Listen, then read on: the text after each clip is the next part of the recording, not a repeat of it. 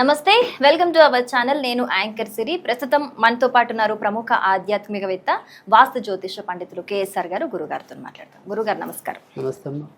గురుగారు, మనము మాస ఫలాలు మాట్లాడుకుంటున్నాం జూన్ మాసానికి సంబంధించి. ఇప్పుడు కర్కాటక రాశి, మరి ఈ రాశి వారికి ఇప్పుడు గురు ప్రభావం ఎలా ఉండబోతోంది? వారు ఎలాంటి పరిహారాలు చేసుకుంటే మంచి జరిగే అవకాశం ఉందంటారు? తప్పకుండా. ప్రస్తుతం అయితే కనుక గురుడి వీళ్ళకి లగ్నంలో అంటే రాశిలో సంచరించడం అనేది జరుగుతుంది. కర్కాటకలోనే ప్రస్తుతం గురుడు ఉండటం, అది కూడా ఓక్ష గురుడికి అవ్వటం, పైగా తన యొక్క సొంత నక్షత్రంలో పునర్వసు 4వ పాదంలో ఉండటం.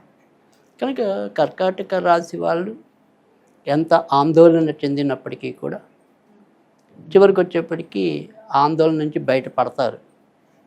కానీ ఈ కర్కాటక రాశి అనేది కొద్దిగా సున్నితమైనది, కొద్దిగా ఎక్కువ భావోద్వేగాలు కలిగినది అవ్వటం చేత దేనికైనా సరే తొందరగా రియాక్ట్ అయిపోవటం అనేది, అంటే ఒక్క క్షణంలో ఆనందం పడతారు, మరొక క్షణంలోనే అంతే తొందరగా మళ్ళీ బాధలు పడిపోతుంటారు.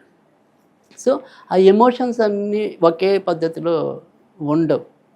కానీ అంతిమంగా గుర్తుంచుకోవాల్సింది ఏంటంటే కనుక ఎంత టెన్షన్ ఒత్తిడి ఉన్నప్పటికీ కూడా చివరి నిమిషంలో దాని నుంచి గ్యారంటీగా బయటపడటం అనేది అయితే కనుక జరుగుతుంది.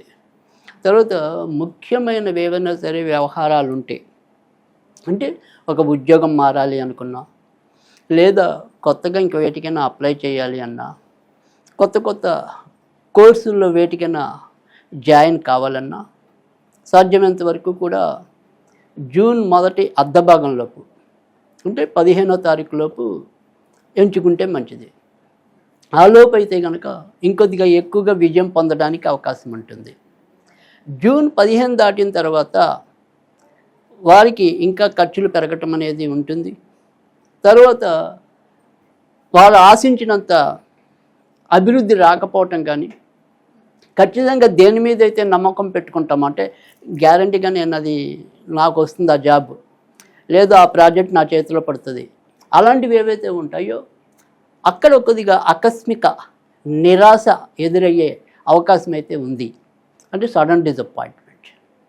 సో అందుకని సాధ్యమైనంత వరకు కూడా అలాంటివి ఏవైనా ఉంటే మనసులో కొద్దిగా చురుగ్గా స్పందించడం, నిర్ణయాలు కూడా కొద్దిగా తొందరగా తీసుకోవటం, ఇలాంటివి అవసరం 2వ వారం పూర్తయ్యేలోపు, అంటే జూన్ 15 లోపు. సో జూన్ 15 తర్వాత వాళ్ళందరూ ఎవరైనా సరే, అంటే మనం చేసే చోట ఉద్యోగం వాళ్ళందరూ వాళ్ళు తీసేస్తే తప్ప మనం కొత్త వాటి కోసం వెళ్లకుండా ఉండటం అనేది అవసరం. సో ఇంకా దైవానికి వదిలేసి ఎలా అయితే అలా అవుతుంది అని ఒక నిశ్చింత, ఆ రకంగా వెళ్ళటం అవసరం. అంతేగాని ఆ టైంలో మళ్ళీ ఉద్యోగం మానాలా, అక్కడ బాగుండలేదు, లేదా వ్యాపారం మార్చాలా, అది బాగుండలేదు అనుకోవటం అనవసరం. ఎందుకంటే జూన్ 15 నుంచి జూన్ 30 మధ్య ఎలా ఉన్నవి అలా నెరవేర్చుకుంటూ వెళ్ళటం అనేది అవసరం. సాధ్యమైనంత వరకు కూడా కొత్త ప్రయోగాలు చేయకుండా ఉండటం అనేది చెప్పదగిన సూచన. సో ఇంకా దైవానికి ఎందుకు దైవానికి వదిలేయాలి అని అంటే, ఖచ్చితంగా ఏదైనప్పటికీ కూడా చెడు జరగకుండా బయటపడతారు. వాళ్ళకి ఆ రాశిలో గురుడు ఉన్నాడు కాబట్టి ఓకే, మీరు ఎన్ని టెన్షన్స్ పడినా లాస్ట్లోకి వచ్చేప్పటికి ఎంతో కొంత ఊరటైతే లభిస్తుంది. అది మాత్రం ఈ నెలంతా గుండె మీద చేసుకుని ఉంచుకోవచ్చు. కానీ వీళ్ళకున్న సహసిద్ధమైన ఆ ఎమోషన్ వల్ల మనసు కుదురుగా ఉండదు. ఆ కుదురుగా ఉండకపోవడం వల్ల ఇతరుల మీద ఆ కోపం, ఇతరుల మీద ఆ చిరాకు తొందరగా చూపించడం అనేది ఉంటుంది. కానీ వద్దు, కొద్దిగా మనసు ప్రశాంతంగా ఉంచుకోండి, అన్నీ జరిగేవన్నీ కూడా మంచిగానే జరగటం అనేది అయితే ఉంటుంది.